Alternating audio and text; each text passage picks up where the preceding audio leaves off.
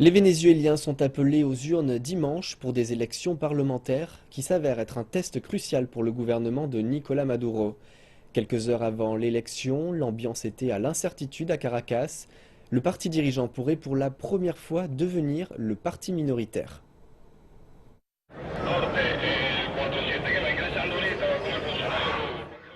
Il y a eu beaucoup d'attention sur le Venezuela aujourd'hui, bien que ce ne soit que les élections parlementaires.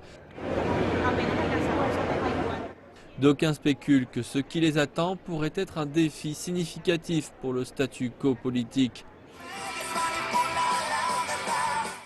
La plupart de ces 16 dernières années, les politiques vénézuéliennes ont été dominées par le chavismo, un mouvement de gauche prénommé ainsi d'après son fondateur charismatique, le défunt Hugo Chavez. Le ton était au tout ou rien, vous êtes soit avec le chavismo, soit contre lui. Mais le Venezuela a encore en mémoire sa profonde crise économique. L'enthousiasme lié aux promesses du gouvernement pour un meilleur futur est en baisse.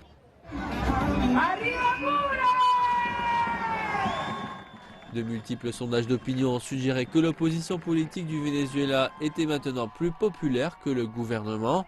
Si ces sondages sont corrects, cette institution, l'Assemblée nationale du Venezuela, pourrait prochainement être contrôlée par l'opposition. Cela n'a pas été le cas depuis 1999. Ces dernières années, l'Assemblée avait parfois plus l'air d'un ring de boxe que d'une chambre de débat. Cela pourrait-il changer ?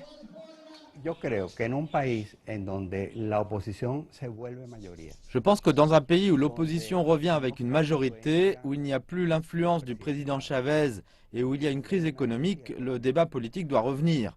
En 16 ans, il n'y a pas eu de réel débat dans ce pays. Mais est-ce que le gouvernement pourrait réellement travailler avec une opposition qu'il a longtemps diabolisée ? Oui, si l'opposition souhaite aider dans la construction du Venezuela de Chavez. S'ils viennent avec une approche constructive, alors oui, il y a de nombreuses choses qui doivent être faites.